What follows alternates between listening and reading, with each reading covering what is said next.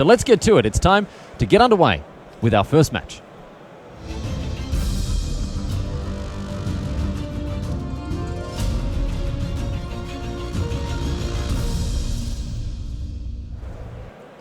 Hello, my friends, and welcome to live coverage of GP Bologna, continuing from Italy here. My name's Riley Knight, joined by Raphael Levy in the booth. We're going to kick things off with Davide Miani and Robin Dolar, of course. These are the players that we saw drafting earlier, called by Tim Willoughby and Frank Carsten. Now we get to see those decks in action. Davide Miani with a blue-white concoction featuring quite a number of copies of Mesa Unicorn, the full 3 copies of this 2-drop.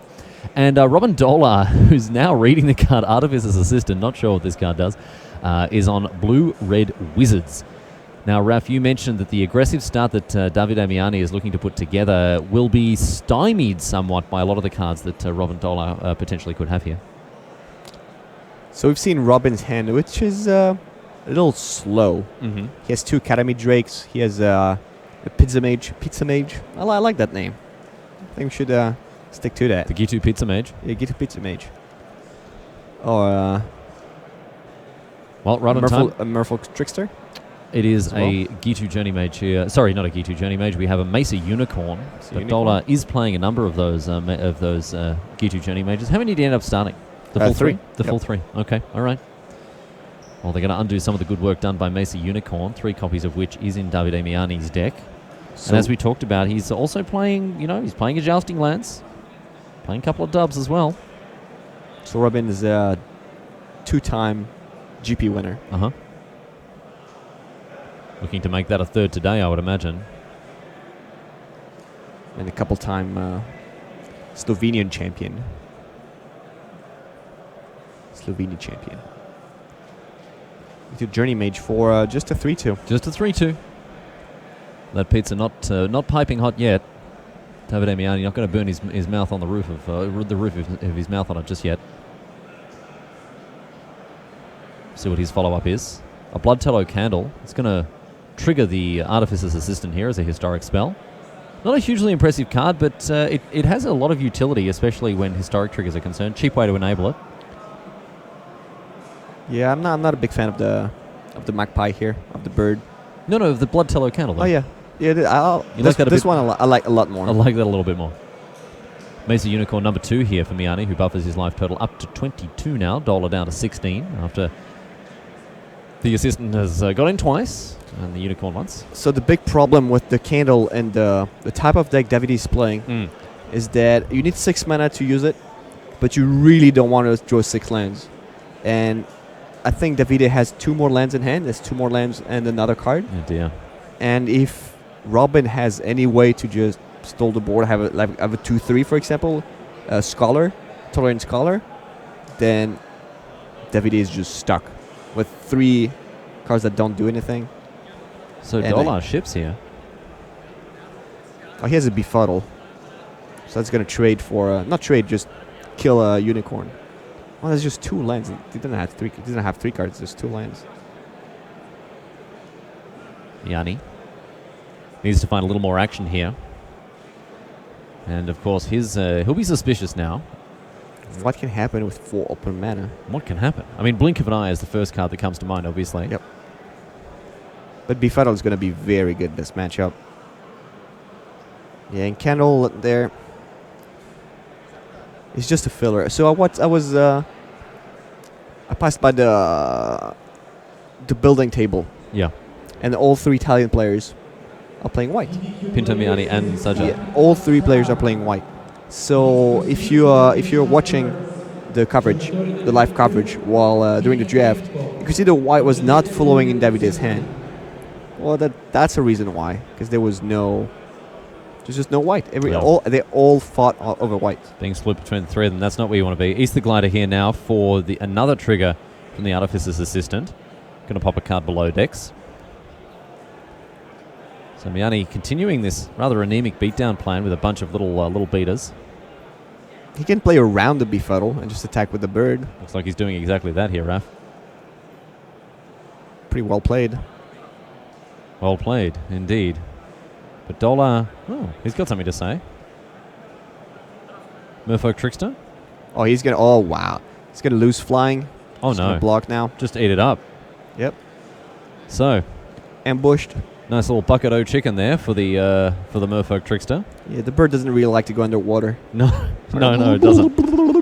No, bit of boiled bird there. Bird. And that means the merfolk trickster will really have had a nice little effect, little sort of chupacabra action there. Even better. Instant speed. Instant speed. Very true. Back to Miani now. Yeah, this is typically the situation where you don't want to be in when you're white-blue. Your opponent's on 16, and you don't really see how you're gonna manage to attack 8 times with a glider. Yeah, there's not a lot of extra pressure here coming from Davide Miani. He needs something special now, and he needs it pretty quick too. This is not it's not going too well right now. It's just an attack in the air. Dolar with another answer. Gaining 2 life here. Going to befuddle it, draw a card, cycle that away, that befuddle here. To get the 5th land to play his Sphinx. All right, well, that's fine. Miani has a 5th land here. And here where it gets tricky. So Miani wants to draw the 6th land to activate his Scandal. Well, he will want to see the 6th land because he will want to kill the Sphinx. But on the other hand, that 6th land is terrible. That doesn't do anything else. That doesn't do anything else. So it's basically 2 cards to kill a Sphinx. The Candle and the 6th land. And any land he draws after the 6th land, it's going to be a dead draw. And now we see the power of the Sphinx as a land goes to the bottom, of spells put on top, which means that Robin Dolar is drawing live at least next turn. He's got a befuddle in hand. He's got a 6th land as well, so he is firing on all cylinders here, the Slovenian champion. And that's what we were saying the whole weekend. Mesa Unicorn can be good on an aggressive draw. Past turn 3 or 4, it's a dead draw. Just doesn't do anything here. So just doesn't do a thing. So now you check Miani's deck list. He has 3 unicorns, so 1 more unicorn doesn't do anything. And like, he doesn't have a lot of actual good cards to draw anymore. Even Sentry gets stonewalled. Davin and Trapper may have some utility, but here is, of course, the Blood Tallow Candle. So that Cloud Reader Sphinx is deader than Griffin's Amiibo corner here. He has Wrath Capuchin that could be good, Icy Manipulator that could be good. And I think that's pretty much it. And Dolar now with an Embarrassment of Riches in his hand. How is he going to play this one out? That Cloud Reader Sphinx required a pretty huge investment here from Miani to get rid of. And as you said, not exactly a 2-for-1, but as you said, that 6th land is just kind of useless for Miani. It's not going to do anything else. It's not 2-for-1. It's a 4-for-1. It's a 2. Like it's even less because the Sphinx gets you like. I'd say it's a 1-for-3. The Sphinx. So it's 1-for-3. It's 1-for-5. It's pretty much 5-for-1. All right. That's my math. That's Ref math. that's Ref. In Ref's books, it's pretty much a 5-for-1. Pretty much a 5-for-1. Yeah. All right. And remember, this is coming from the man who has a Golgari Brown scale stuck to the back of his laptop. Yeah. He loves powerful magic cards. Here's a Haphazard Bombardment. Speaking of powerful magic cards, Raph, one of your favorite cards in the set, mate. The Haphazard Bombardment. I love this card. So here, what's going to happen? If you're not familiar with this card, we'll take you through it one more time. What goes on here? They put 4 aim counters on 4 different permanents, and then over the next couple of turns, right, 3 of these permanents will be destroyed and 1 won't be. I like how they get chosen at random. I liked how the English did that. They put an aim counter at 1, another aim counter at 2, another at 3, another one at 4. Yeah, that was some sick tech. And then you roll the die, and whichever one comes up. A 5 or 6 you re-roll. Yeah. And 1, 2, 3, 4 you choose the one. And yeah, that was a pretty good way to do it. It's kind of like putting the land with your Icy Manipulator. Yeah. It's one of those little next level tech moves. No, I think you should do that. Like when you play this card, it's a pretty good way to decide at random. Looks like we've got a game result on one of our back tables here. Antonio Pinto has beaten Andre Ruta to take this Italian team, put their snoots out ahead just to begin with at least. Miani attacking once again, just as a reminder, those are aim counters, not +1/+1 counters, so just an attack for 4 now. And Dolar is not taking the bait. He's not going to line up any blocks just yet. So I've been told that on an Italian team, Sajad is playing Lich's Mastery. Okay, all right. I hope we get to see that. Yeah, might get a chance to pop over there and see what's going on with Lich's Mastery, because that's a cool card. Not one we see too much. At the top tables are limited here. Tim Willoughby going to pull it up on that draft viewer. I can see it. See it happening. Oh, there it is. Yeah, look at the cards he's playing. Sparring construct. That's on turn 7. This is pretty unimpressive. Merfolk Trickster getting in for 2. Nope. Thinks better of it here, Dolar. And the Fire Fist Adept in Robin's hand is going to take care of the flyer, I guess. One can only assume here. So, the bombardment triggers. Or just 1, 2, and 3. What do we got? So we're arguing over whether it's going to be 1, 2, 3, 4, 5, 6 or 1, 2, 3, 4, 5, 6. It's going to be, all right, 1, 2, 3, and then 4, 5, 6, which removes the Mesa Unicorn number 2 from contention. Right, Little horsies just can't get out of the way of these big falling stones. We're going to take 2 more damage from the flyer unless he wants to befuddle it. Oh, 2 damage. White-blue with not a lot of reach. So he can't go down to... Oh, here we go. Another Easter Glider here. Yeah, and as you say, Dolar can play pretty loosey-goosey with his life total here. Yeah. On 8, he's not he's not at too much danger of being burned down from range. So I can only assume that he's going to kill the glider with no aim counter on it this turn. Hope to high roll. To aim right. Yeah. Incoming. Hope the bombardment isn't too haphazard here. So Dolar now on the front foot. Dances down the wicket. That's bold. Swings the willow around and gets in for 5. So Miani. If you're Miani, you probably block the 3-2 and pump the glider without a counter. No, man. He's going to take it. All Here's right. the Fire Fist Adept. Killed 3 damage coming the way of the Easter Glider, just as you said, Raph. Yeah. And now aim right. Let's see. Incoming. Number 1. All right. Oh, there we go. Better lucky than good. Away goes the Easter Glider, leaving the lonely aim counter on that island. And that's not going to do too much more now unless the haphazard bombardment re-enters the battlefield somehow. It's going to go pretty quick now. So Dolar can begin to turn the corner now. All the threats out of the way. And we're going to get in for a nice little attack here. 8 damage. For 8. Yeah, he's dead next turn. So Miani facing off against an opponent with a full board, a full hand, hiding behind a lonely sparring construct. Things have not gone too well for the Italian this time around. That's like his deck is not very powerful. If he has to win quick. As soon as it's the 6th land, that's probably too late. Rampaging Cyclops. And that's game. And it's going to be enough here for Miani to pack him up here. And Miani goes down in the first one. Robin Dolar, very convincing win there. Never looked to be in too much trouble. I mean, even after the quick aggressive start, the early curve of Miani, still Dolar never really troubled. And off the back of cards like Haphazard Bombardment and so forth, was able to pick up a win there without ever really being in too much bother. I think Miani needs to pump his unicorn in order to win. We are going to move over now to Usama Sajad and Davor Detechnik here. This is the much-hyped Lich's Mastery deck, but I tell you what, Raph, that's not the only piece of action he's working with here. Sajad has pulled together a very, very impressive-looking deck. He's got Ariel Knight of Windgrace. He's got a Dread Shade. Got a little Flying Chicken as well there with the Windgrace Acolyte. Oh, wow. He has... Oh, and now we've got the empty one, Urgaros. The Black Instant. Blessing of Belzenbach. Benzelock. Blessing of Belzenlock? Oh, Bebelbach. Which is pretty good with Lich's Mastery.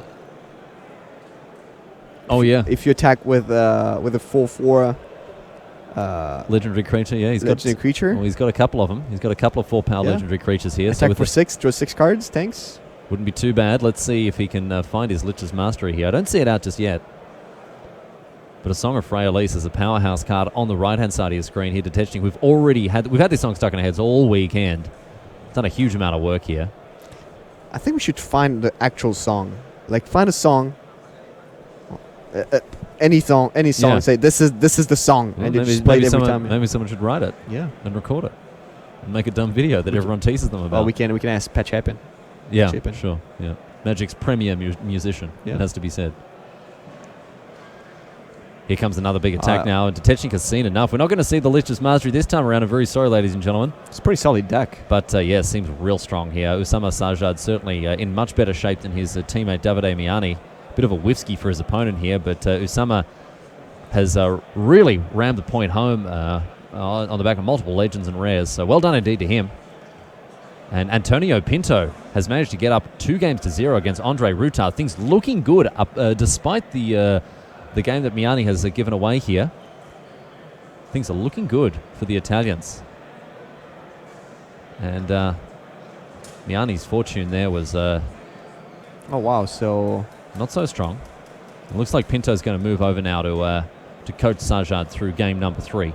Confident that Miani's going to be able to do it on his own, or maybe just recognizing that the Might of the Mesa Unicorn isn't going to stand up to what Dolar's up to. Just checking Pinto's deck, because finishing that fast had to be very good, or... yeah, let's have a look. What's he working with here? 3 Stronghold Confessor. Just getting up turn 1. Get in there. Knight of Malice. Okay. Knight of New Benalia. On Sarah's Wings. Fungal Infection, Eviscerate.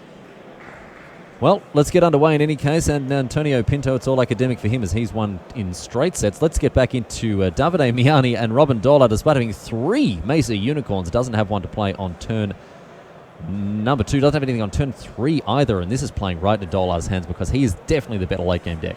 Yeah. And these gliders, they see a lot of play. I'm not a big fan of the card, but they are everywhere. Yeah, man. Pinto just doesn't have anything. Yeah, well, that's the other problem of what did he keep, man? Blue. Maybe there's a ref. You go ref into syncopate. That's a an doozer. awkward one here, yeah, because ramification straight into that syncopate there. Teferi says no, please, no, thank you. Off you go, ship's mage. Go and read that book on the end of your chain, you nerd. You got to take care of the ship. Yep. No, that's Tiana's job. Oh, there you go. Go help Tiana. Get up Tiana out. Well, Sarah Angel now is a nice one from Miani. Finally, a card that's actually good. Yeah, well, these were the two good cards from his deck. So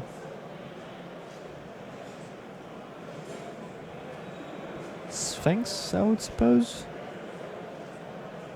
Would imagine. Yep. 5 mana. He's going to be the old Cloud Reader Sphinx. Automatic 7 for 1, according to Raphael Levy. Oh, yeah. See, look at this. Okay.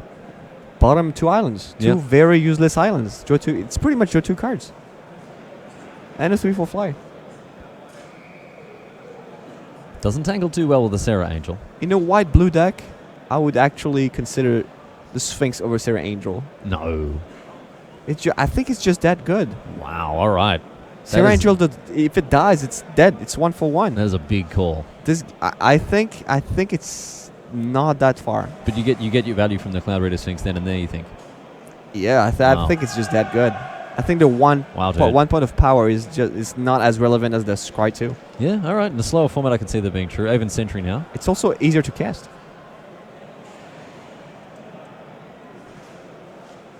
All right. Well, this debate will rage on. Can you actually make a poll on Twitch, on the Twitch chat? What do you prefer, Sarah Angel or? All right. Let us know. Yeah. Call in 131060. Let's hear some voices.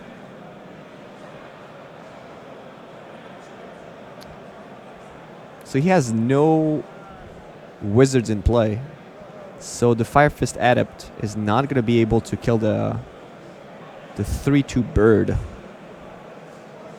The Avon Sentry. He needs to play the Pizza Mage first. Yep. The Gitu Journey Mage. But he can play the Pizza Mage. Pizza Mage, yeah. But I think he's considering playing the Haphazard now. Looks like it will be the Bombardment. He has Bombardment. a 50-50 chance to kill the flyers. And again, these guys, they're on that level 1 tech when it comes to their bombardment counters.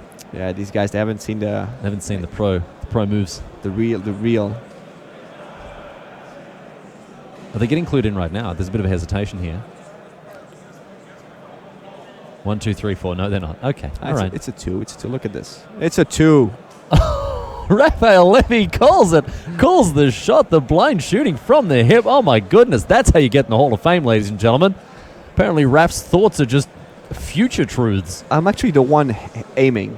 Sometimes just Oh, so it's not haphazard at all? No, it's You're not. standing there behind the cannon just blasting away. I'm doing that. Oh, jeez, all right. And my aim is just that good. Davenant Trapper now. Well, without Sarah Angel, this is going to be much harder. Yeah, just shot out of the sky. You're standing there behind the ballista, just giving the big fist pumps, high-fiving everyone in the room. So this one is a +1/+1 canter and not an aim canter. Yeah, and we've got a law counter on the Triumph of Gerard there. So Avon Sentry gets in. It's a bookmark. A bookmark canter. Yes, yeah, we finished the chapter. Yeah. Yep, that gives you a scratchy kiss. Good night. Yeah. After having read the first chapter. Leave the book on the bookshelf. On the bedside table. Yeah. Yep, night light on. Good night. See you in the morning.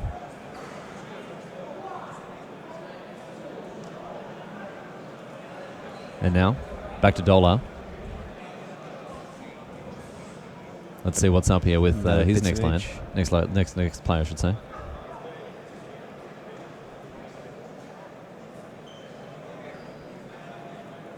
How many cards you got there, he asked. Looks like Miani's got 3. But Dola with multiple Journey Mages in hand here. I think he should play both of them now. Yeah. If he plays both, then he has three wizards. If he plays Firefist Adept. Yeah, but then the thing is, this Davenant Trapper is going to get another +1/+1 card next That's turn. okay. When it attacks as a flyer, he can just befuddle it and just take 1 or 2. All right. So Journey Mage number 1. He can take another hit this turn for from the Avon. But I think I'm gonna aim for an island here. Okay. I'm aiming at the island. Just wait for it. Yeah, but you've got a much better chance of hitting it. Which island? The original Zendikar or the Battle for Zendikar? Quick. The one that makes blue mana. Which one? Top of the screen, bottom. The one on the screen. Which one, man? Call it. On the left. Further to the left. I missed. No, you missed. The Avon said you missed altogether. Okay, well, we won't clip that one. Should have quit while you're ahead, dude. Yeah, I know. Yeah. Oh, no, you're hating it. I hate it now. Davenant Trapper picks up a counter from the Triumph of Gerard there. 3-2 grows up now. She's a 5-4. Facing down the mud at the Gitu Journey Mage. Looks like she's taken some red hot pizza right out of that oven. Burning hot. Oh, yeah. Do you like your pizza cold? I'd rather have it. Next day pizza? Yeah. It's better, man. It's the blue mage that delivers the cold pizza. Yeah, it's the best, man. You get up in the morning, you realize, oh, geez, I've got lunch waiting in the fridge. It's the best feeling. But not when it comes to the Gitu Journey Mage. She likes it hot. This is a good business thing. Just selling cold pizza Yes, out of the fridge? Cold pizza, yeah. Yeah, man. They sell them for breakfast. Yeah. Breakfast pizza, dude. Oh, my goodness. So, Miani, holding a dub in hand. Are we going to see this Davenant Trapper turn into Dame Trapper? Is he going to just pile everything on the Trapper? Eggs meat basket? We'll see. Yeah. So it would be 5, 6, 7, 8. An 8, 7 flyer. That's interesting. Blood Teller Candle also in hand for Miani, who seems to be consulting with a teammate here. Now, the candle is definitely not the play, because he's never. Oh, he can play it, but it's not going to do anything since the cannon is going to destroy one of the islands. So he's never going to activate it within the next 3 or 4 turns. Sure, but it taps something down. That's true. That's just about it. That's true. So definitely keep it then. Keep it for that turn. Yeah. Okay. Arise. So that's pretty much what I was saying. Dame Davenant Trapper. And take to the skies. All right. Well, I'm going to tap this down. There we go. Make hay while the sun shines. Let's get it done. He was not going to block this turn anyway. We should have kept it. That's what I was going to by saying don't play the candle this turn. Yeah. I'm surprised as well because that candle essentially just turns into a tap target creature there. Oh yeah. Just do nothing. But now Oh dear. Dollar down to 5. Yeah, but now I don't. So how much damage does he have? 3, 9, 10, 11. So it's 11 damage. He's done next turn. Dame Davin on Trapper next turn is going to gain a bunch of stuff from the Triumph of Jared, though. Oh, he can just keep the Sphinx just to soak some damage. Yeah. If he attacks for 3, 6, 8 this turn, he can go down to. Sorry, so you're gonna be down to 6. Then the Trapper attacks as 3, 5, 6, 7, 8. Or even with the Befuddle, that's not gonna save the Sphinx. No. So. And it gains lifelink as well, don't forget. Yeah, that's what I was thinking. Doesn't gain vigilance, however. I'm thinking if he has to attack with the Sphinx or not. So 3, 9, 11. So you go down to 3, up to 7, and attack again. Yeah, he has to attack with the Sphinx. If he keeps the Sphinx to block, then he will just gain. He will not win on the attack back, and the Sphinx still dies. So there's no real reason to keep the Sphinx in defense. Okay.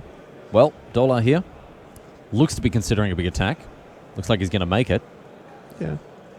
Like he would lose on an equipment. He would lose anyway. To like a jousting lance or whatever. Oh no, he would not lose to a jousting lance because he doesn't have the mana to equip. Oh yeah, because he's going to lose the land. He's going to lose the land. Yeah. I'm going to aim at an island. This yeah, turn. I bet you are. If you can call which island. Oh yeah. Top of the screen or the bottom of the screen? Bottom. Bottom. Bottom's being called.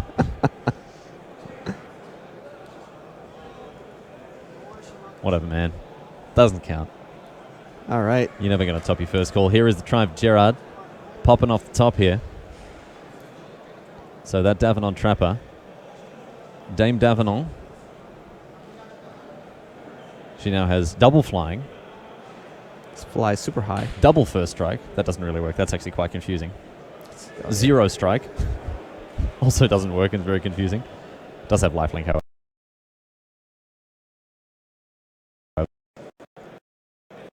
To wait and see what Miani has drawn here. Head in hands. Look at that. Got that John Finkel impression going on. Massaging those temples. East the glider. And a Macy Unicorn also. Macy, like Macy Gray? Yeah, Macy Gray the Unicorn. And so now, in comes Dame Davenon. So, Befuddle. So, basically gain 4 life. Gain 4, draw a card. Ooh. What do you find? Another Fire Fist Adept. It doesn't do anything. Easy game. Yep, that's game. Macy Unicorn here, not going to be enough. No, because the Adept is going to kill the blocker and he's going to attack for just enough. So Dola, with the Fire Fist Adepts, kills the Macy Unicorn and attacks with everything. 2-0 clean sweep here to Robin Dola over Davide Miani.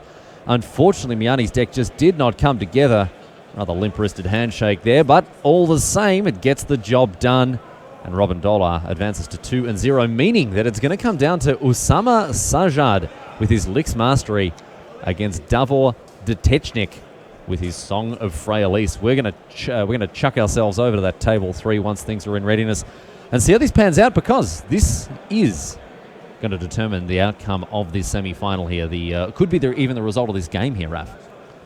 How do you call the Black Enchantment? Lich's Mastery? Lich? Lich? Lich? Could be. Is it German? It's one of them. The German way? Lich? Lich Mastery? It's probably much longer in German. Almost Meisterschaft. Yeah, Meisterschaft der Lichten. No, that is the mastery of light. That doesn't quite work. About the same. Here's Chainer's Torment, All right, making a huge big Nightmare Horror. It's going to do a real number on Osama Sajad. It's a lot of... But it's a big 8-8 now. Is it the Legend? The Nightmare Horror? Yeah. No, it's not. No, even the tokens have that legendary little sort of crown thing above them. Oh, no, it's not. So we would be able to see it on the token there. You have to know who Chainer is. He's that dude. Yeah, he's that fellow on Chainer's Tommy. Got blonde hair, got the high boots. Blonde hair? No, I don't think so. He doesn't have blonde hair? I don't think so. Oh, he has goggles. He's got goggles. He's got goggles. He's got goggles. And he makes faceless butchers. Okay. All right. This is like listening to someone who survived World War II talking about rationing. Yeah. It's very interesting, but From you can't really Odyssey. relate to it. Dementia Master. He's the one who makes all these. He does have blonde hair. What do you see? Blonde hair. He's got blonde hair. Look at the stuff that's coming out the bottom of his hat. That's his shirt. Enhance. Enhance. Computer. Enhance. Enhance.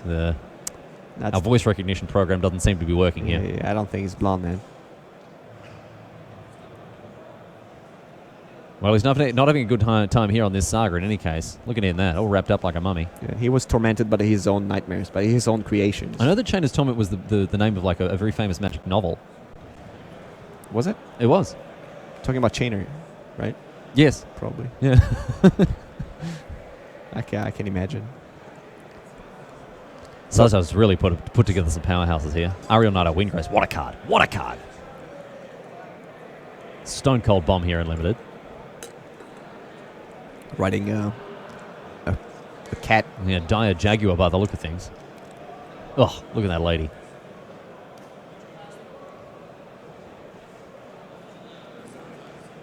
We see an attack now with Urgaros, the empty one. Detechnik. He's got some cards in hand. Going to discard one of them. I think it's a random, though, so... What? Oh, he's reached for his pen. He's not discarding. All right. I thought he was just discarding off to the side of the screen there. Davor's deck list, because this doesn't look like a situation you can easily get out of. So, 2 cards in hand. Which one are we going to get rid of? It's going to be that one. And it is... Sergeant at Arms. Yeah. Eviscerate could help, I guess. So, but then what do you kill? Do you kill Ariel or do you kill Urgaros? Sajad ships now back to Detechnik. See what he can find here. He does have the board more or less locked up on the ground, but he's on 5 too. Davor is on 5. Urgaros is really posing a pretty important threat here. He has some. He has a chance to gain life with the Omnivore, Thaliid Omnivore. Yeah.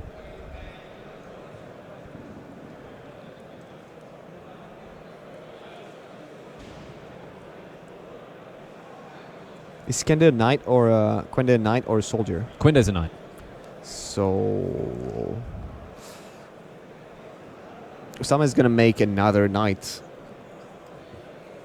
He's a knight, all right. Yep. At the moment, the knight count is 2. I always thought a knight had to have a mount. I mean, traditionally, yes.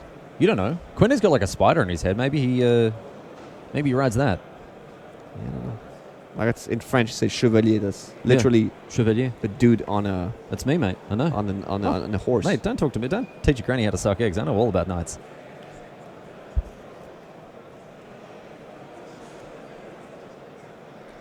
Maybe Quende's steed is off camera, you know. All right. He kept his horse in his deck box. yeah, exactly. Let's see what's up here with the Dark Bargain for Detechnik. Wow, desperate times call for desperate measures. Going to have a look at the top 3, pick 2 of them. See what he likes here. 3 plains, 3 forests. Was it triple forest? Triple forest. Oh, no. Oh, dear. I think that calls for... he really needed Aowen there to slay the Witch King of Magmar, because the Urgaros about to...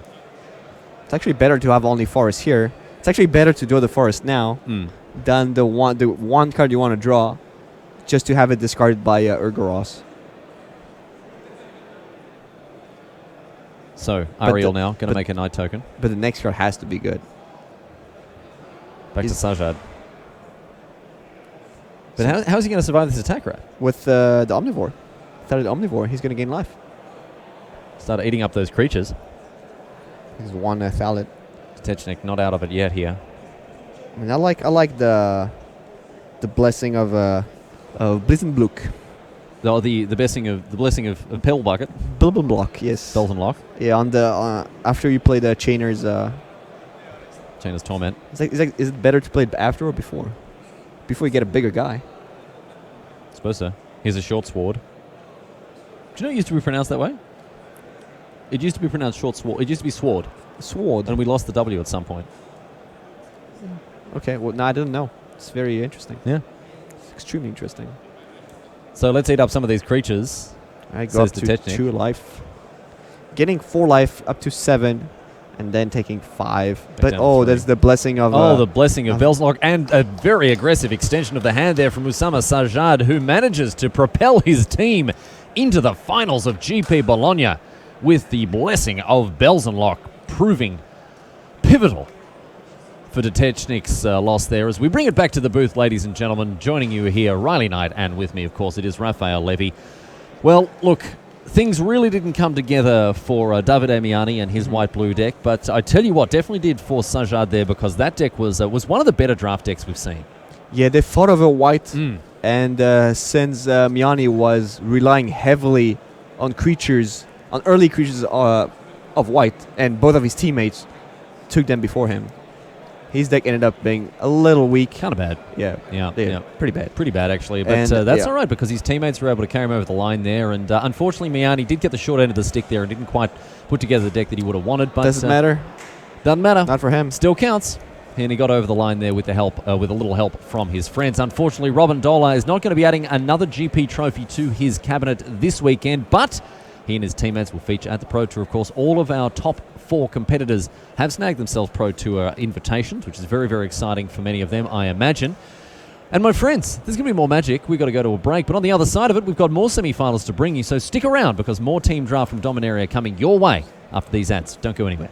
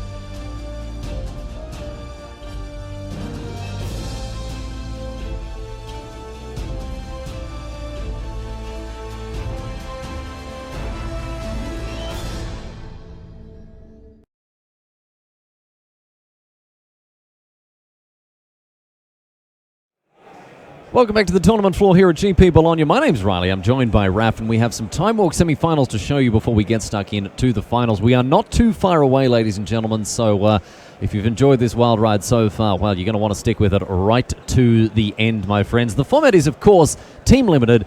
Dominaria getting its first outing on the big stage this weekend, and I tell you what, Raf, we've certainly enjoyed it from behind the camera here. Let's have a look at the bracket and see exactly how things have shaken out so far.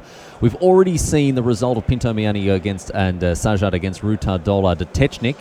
We saw Pinto Miani and Sajad slam their way into the final, especially off the back of a very strong performance from Sajad there. His deck looked really good. Yep. And we're going to find out who they're going to be facing in the semi-finals right now as we get underway with our Time Walk Magic. It is, of course, Fuchs and Terry Ward against Eloranta Hooker and Kuizma. Eloranta Hooker and Kuizma, a Finnish trio. Fuchs and Terry and Ward, of course, from the United Kingdom. You may have heard of some of these people before, of course. Matthew Fuchs, a prominent streamer, and he's certainly managed to translate some of the success he's had in Standard recently into the limited arena. So let's check out what's going on with our Time Walk Magic here between these two teams, and we can get underway right now here. So Matthew Fuchs and Jonas Eloranta going to kick things off for us here with our first semi-final. Raf, you've got the deck lists in front of you, and while you have a quick look over what these players are working with here, give me a second. We will be able to figure out how this matchup is going to work out. Both players at the moment do have two drops in play. I would say one of them a little better than the other. We haven't seen Colton Warcaller do a huge amount of work, but Knight of Malice, what a card, huh? Deathbloom Thallid now for Eloranta. We'll see what Fuchs has in the way of answers for that card here. Okay, finally have the deck lists. All right, so on the Finnish side, we have black-red deck, which seems pretty obvious right now. Settle the Score, Vicious Offering, Wizard's Lightning, so a lot of removals. And nothing really that sticks out. Oh, and just a splash for On Sarah's Wings. And that's it. And then a bunch of really bad creatures. Oh, no. Is Keldon Warcaller amongst them? Keldon Warcaller? I think so. Yeah, absolutely is. Yeah. Knight of Malice now. Let's get are you talking talking? in here. Are you talking about the one in his deck right now? Because there's one in play. There's another one. Yeah. There's another one in his deck. Oh no, Eloranta. You want to be smart with. You want to play smart with me, eh? And I'll call the cavalry now. Fuchs sacrificing 1 point of damage in order to keep up that mana. But now we're going to see two knights enter the fray. Yeah, this is a card I don't think Jonas can beat. Call the cavalry. two cards and the knight. Well, Fuchs. Feral Abomination. That's a big guy. 6 mana 5/5 Death Touch there. Yes. Yeah, that's. So Eloranta. So let's see. May have a tricky the time other deck dealing with this here. Is it Caligo Skin Witch? So obviously he's not able to. You don't really want to ever cast a Caligo Skin Witch as a 1/3 in this format, it would seem. So a sort of desperate needs-must situation here for Eloranta. Fuchs continues to hit his land drops. We'll see what he wants to do with his 5th turn. Oh wow! 2 Knights of Grace, 1 Knight of Malice, 1 Tishar. Oh, and 1 Tishar. Yeah, well, Fuchs knows what's up, man. He knows what's up. He knows which tribe is going to dominate Magic for all time here. Orvad the Cursed. See? This game is very easy. Very, very easy. If you pick a tribe that's going to win you at every time, you're going to get there. And all this monkey around pirates, dinosaurs, whatever, man. Dominaria, get those knights into there. And to support Tishar, he has 1 Candle, Bloodteller Candle, 2 Joris Familiar, 1 Jousting Lance, and the ship. The Weatherlight. The actual ship. Weatherlight. Eloranta lines up some double blocks here. We'll see what Fuchs has to say about this. Well, Phyrexian Scriptures as well. Oh, yeah? Jeez, firing on all cylinders here is Matthew Fuchs. Yeah, on one side you have a very good deck, and on the other side, not such a good deck. So I would give the advantage to Matthew. Well, at this stage, certainly seems to be the case. Eloranta stuck on lands. Fuchs is continuing to develop his board very, very convincingly, you'd have to say. And it looks like, Raf, we're going to see a straight-up 2-for-1 creator with this Call the Cavalry. Although I guess the Thallid does leave behind a Sapperling, but hey, that hardly counts. So, What's up here, Matty? What you got, my dude? Bunch of cards in hand.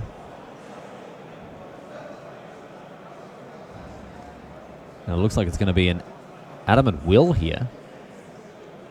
Oh, he has 2 of these as well. Okay, well that protects the knight from dying, but it just, I mean, it doesn't add anything meaningful to this this trade here.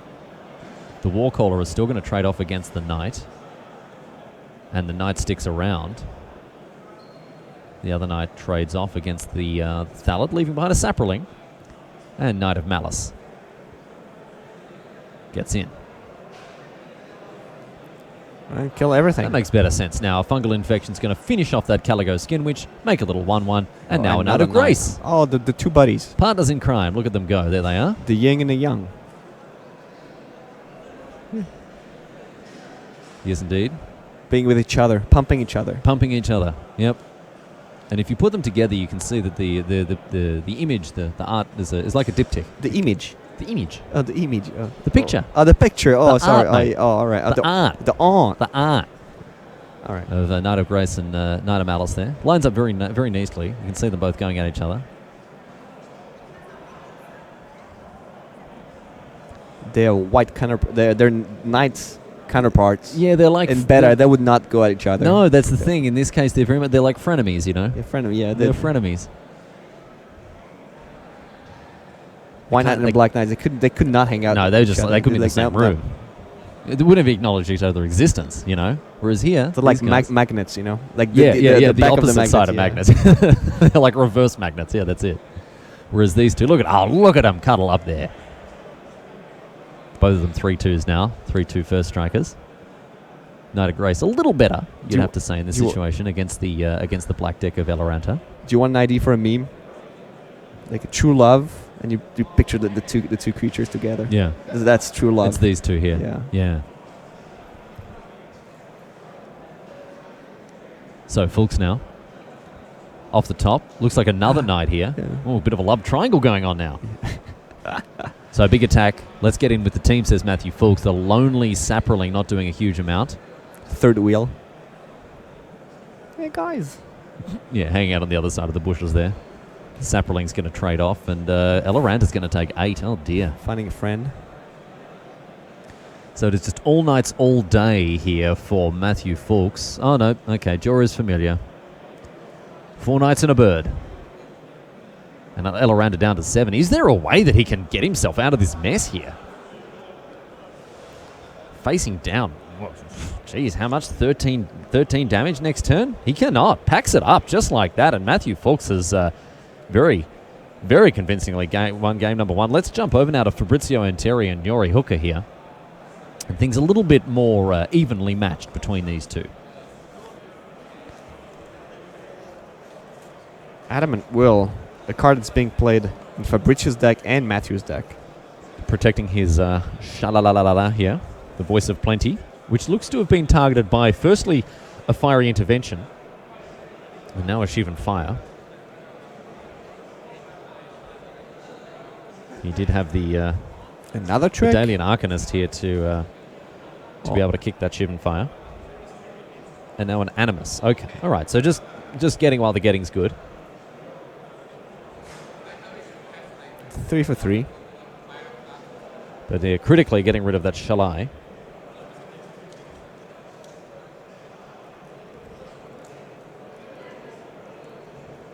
Got to get rid of that Charlie, man. Too strong. Too strong. And here's 8 mana. Speaking of strong, what do we got now? Kicked Baloth Gorger. 7/7 comes down.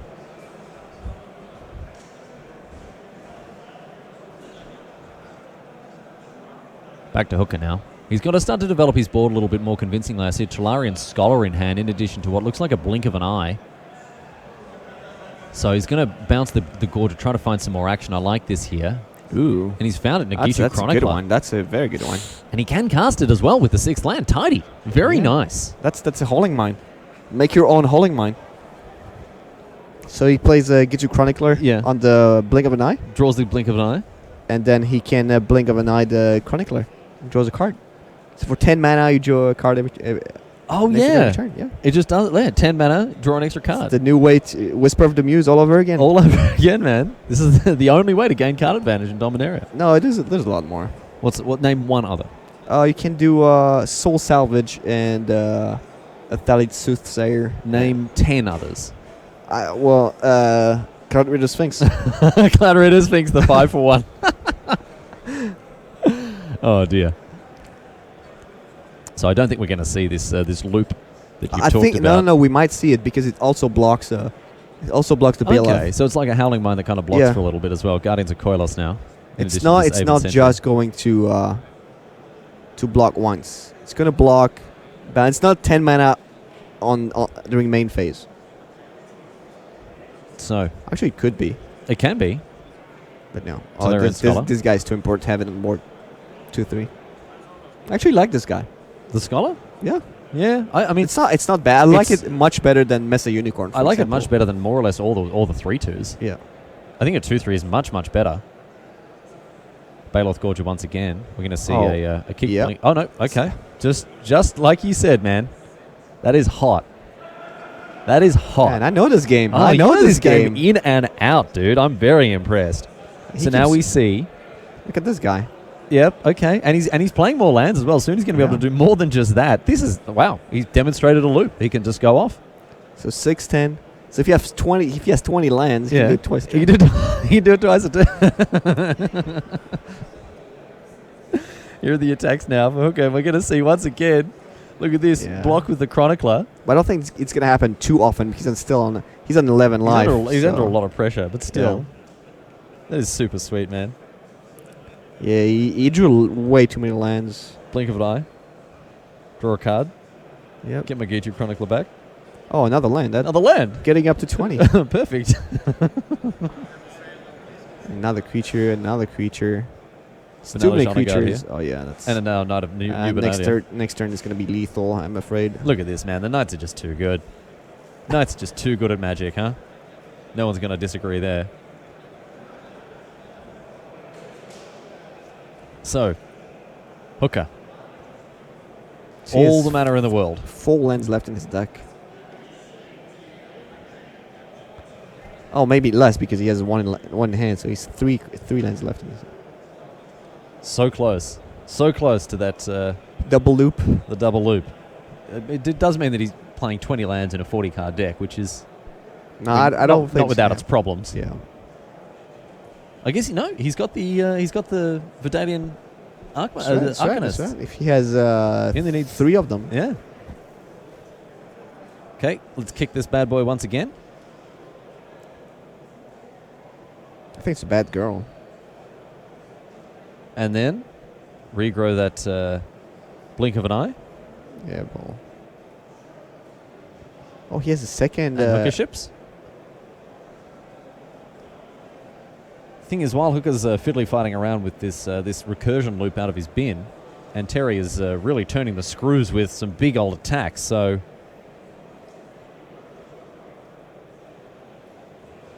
Buff. Easy as this. Turn him sideways. Let's see if Hooker can navigate this.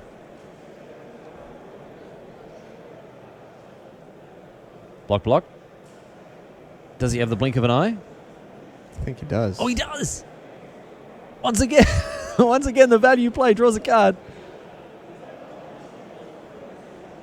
But he's going to take enough here to lock up the game here for Fabrizio and Terry. Unfortunately, all the sweet plays in the world from Jory Hooker were not enough to get him over the line, and as a result, we move on to game number 2 between these two. Let's move on now to Pete Ward and Matti Kuzma, and if we thought it was complicated before, Rafael Levy, what is going on here, my man? We haven't seen this game, right? Nope.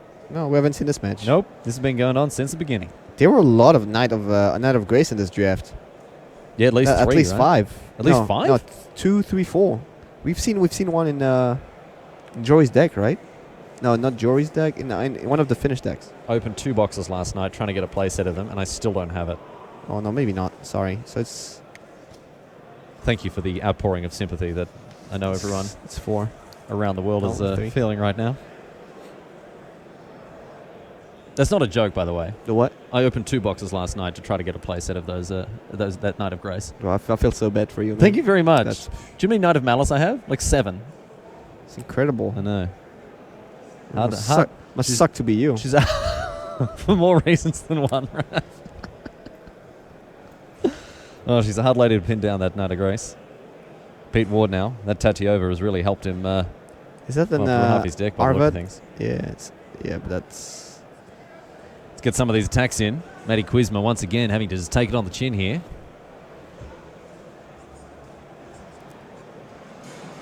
Back to Quizma now on 9.